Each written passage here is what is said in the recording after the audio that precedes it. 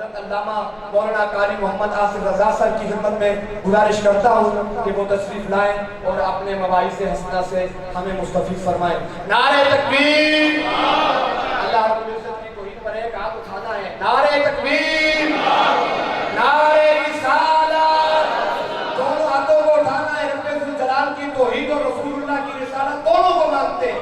یہی امام محمد رضا کا عقیدہ ہے۔ نعرہ رسالت! نعرہ تحقیق! نعرہ حیدری! ہر صحابی نبی! ہر صحابی نبی! ہر صحابی نبی! عشق و محبت! عشق و محبت! یہ بات آپ سے جاتا ہے، آپ اتنے بول رہے ہو رہا ہے۔ امام اہل سنت کا نام اور اس انداز سے لیا جا رہا ہے جس شخص نے ہمارے ایمان پہ پہرا دیا ہے، اور یعنی کہ دو سینے کا زور لگا کر آج حضرت کو بتائیں آج اتنا عرصہ گزرنے کے بعد بھی آپ کی فکر سرزمین پاکستان میں زندہ ہے۔ عشق و محبت! عشق و محبت! عشق و محبت! عشق و محبت! علم و حکمت! علم و حکمت! علماء اہل سنت!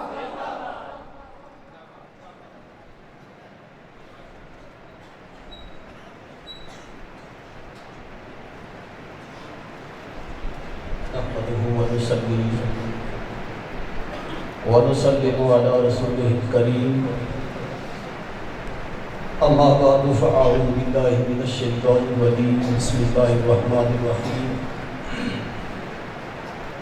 لا تجد قوما يؤمنون بالله يوادون من حاد الله ورسوله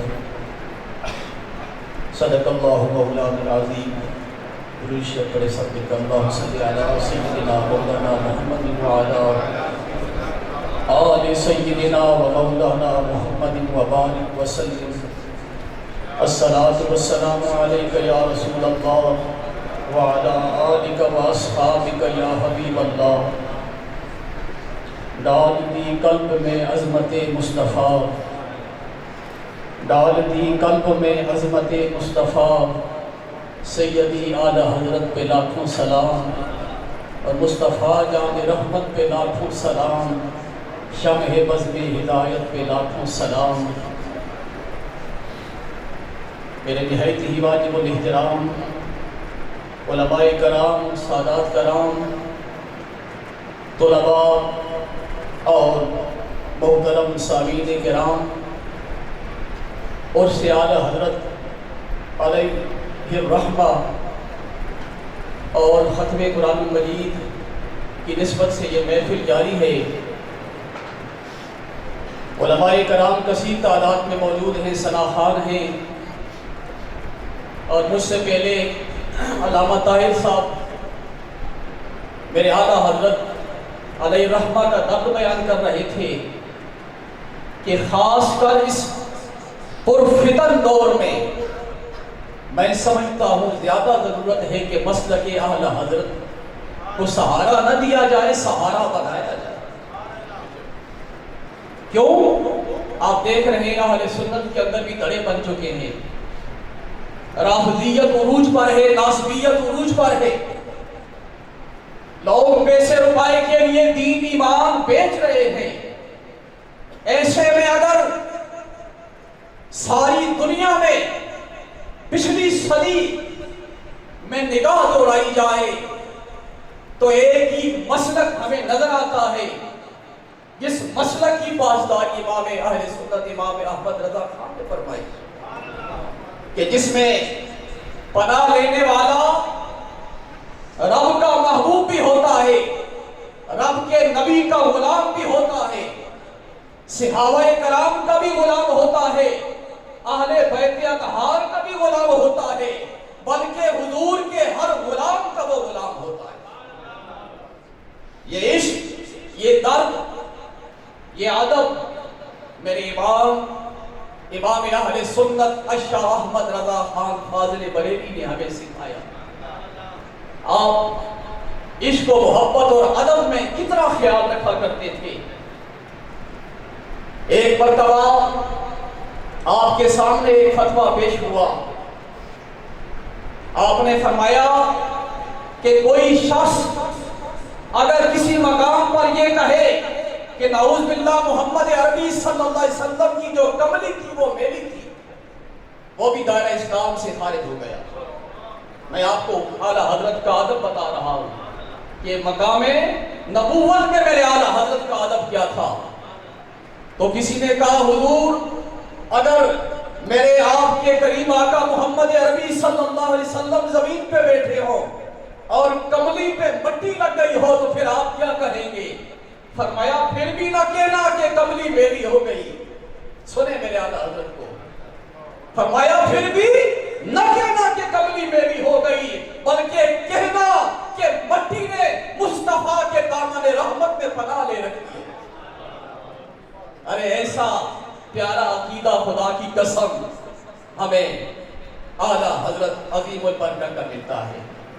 یا جو آپ کو سنی علماء، رضوی علماء اور ان کے خوبصورت چہرے، خوبصورت کلام، خوبصورت علم، خوبصورت مدارس، خوبصورت مرشد خانے نظر آتے ہیں، ان میں رضویت کا رنگ نمایاں ہوتا ہے، اور جس میں رضویت کا رنگ نمایاں نہیں ہے آپ دیکھ لیں دنیا نے ان کی طرف پیٹ کر دی۔ اور پھر خاص کر یہ جو دور چل رہا ہے، اگر اپنے ایمان کو بچانا ہے، اپنے دین کو بچانا ہے، اپنے مسلک کو بچانا ہے، صحابہ کا وفادار بننا ہے، اہل بیت کا غلام بننا ہے، تو میرے امام اہل سنت کے قدموں میں بیٹھ جاؤ۔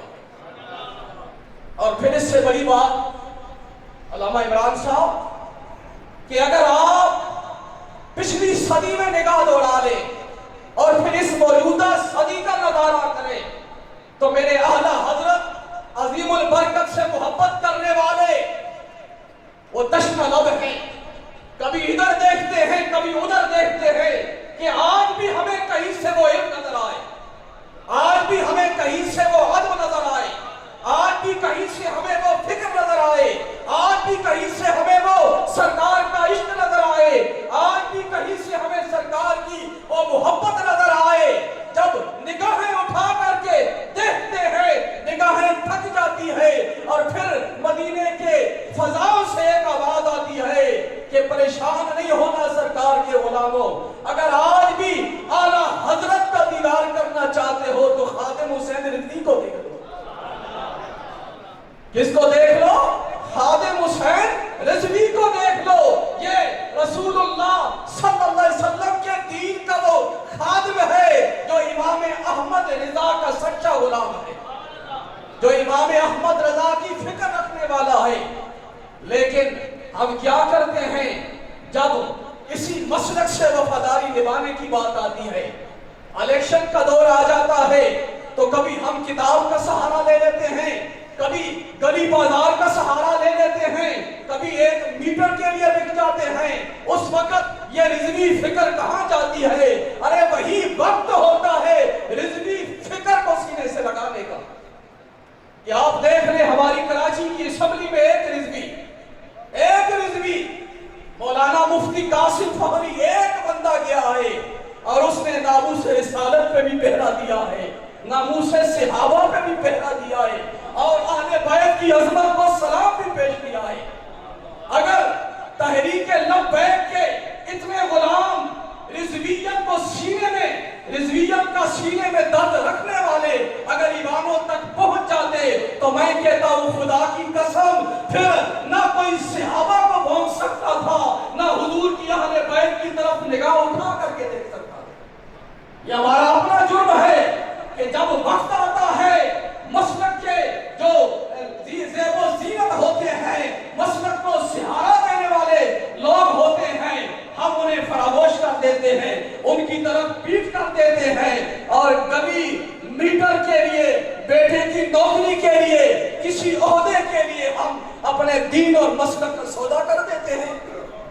نہیں، میرے امام احمد رضا فاضل بریلی نے مسلک کا سودا کرنا ہمیں نہیں سکھایا، مسلک پہ مر مٹنا ہمیں سکھایا۔ یہ سارے جتنے بھی رسول اللہ کے غلام ہیں، آپ غازی ملک خالد کو لیں، ممتاز حسین قادری کو لیں،